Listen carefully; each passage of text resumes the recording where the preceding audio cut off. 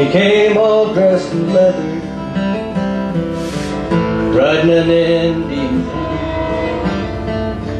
porcupine quills and hawk feathers, an arrow shot stuck in his leg. She was a child of California, all dressed in Castilian lace. He knew that he was a goner the moment he first saw her face. Half dead and half blinded with fever, she stayed with him through the long nights, more than a vision of beauty, more than an angel in white. And she never left his bedside till that morning he woke up to find his angel of dreams was really sitting right there by his side.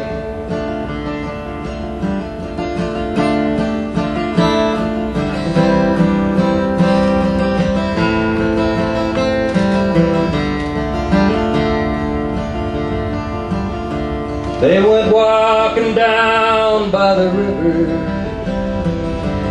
under the cottonwood tree. That's where they made their promise, a promise they never could keep.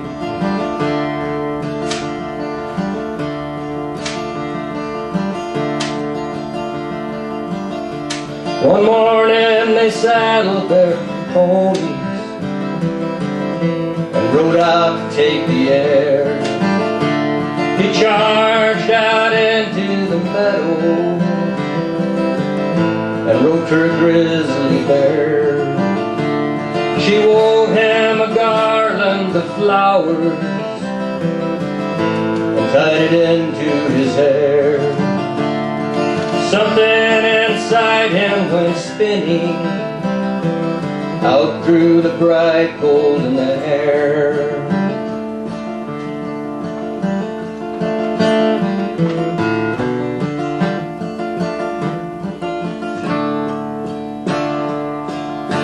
The next day came the soldiers, bearing tidings of war. They took him away in shackles to the prison behind iron doors. They took her away to the convent on the cliffs so high above the sea. That's where they buried her baby, too early, too tiny to breathe.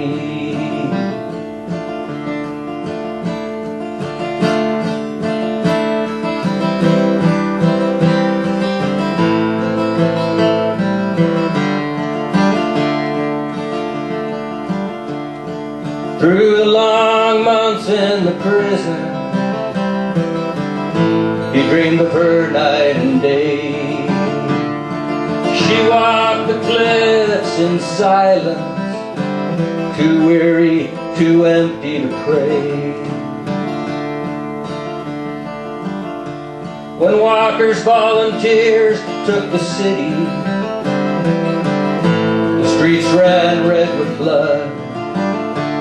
They blew the doors off of the prison and gave him back his gun. And he fought like a madman until a truce was declared. Then he stole the captain's horse and rode off to seek out his lady fair.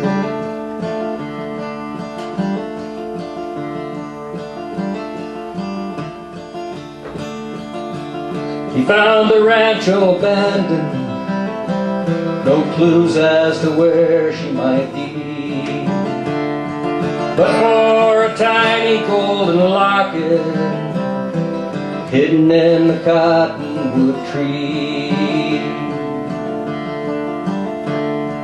And he roamed the hills of California like a ghost from an old Gothic tale, as the stars spun around in the heavens and the years rolled down the trail.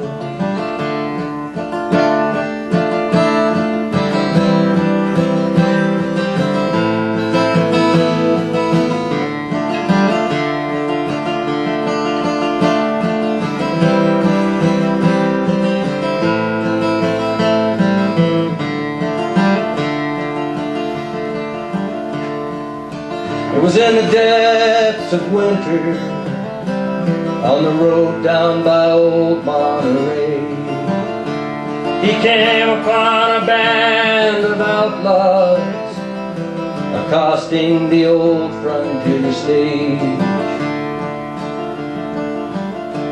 Uncasing his buffalo rifle, he charged into the fight. And he drove out the outlaws and took a pistol ball in the side.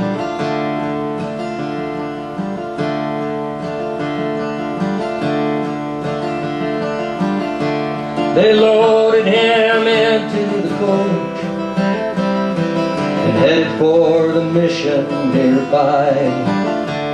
They called out for Sister Maria and laid him on the bench outside. Gazing into the eyes of the stranger,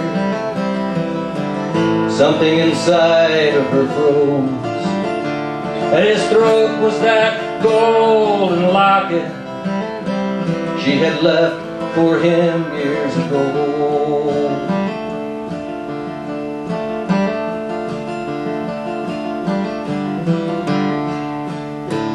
As the blood flowed out of his body, along with the burden of years, he reached out for the hand of his lady, and his blood mixed with her tears.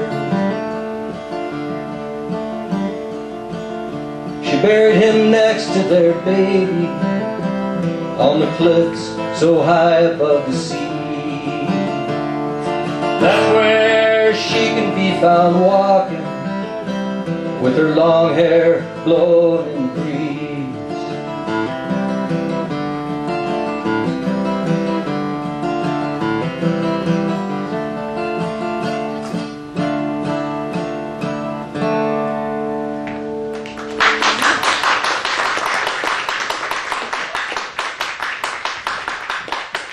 Okay, I think it's about time for me to say thanks a lot.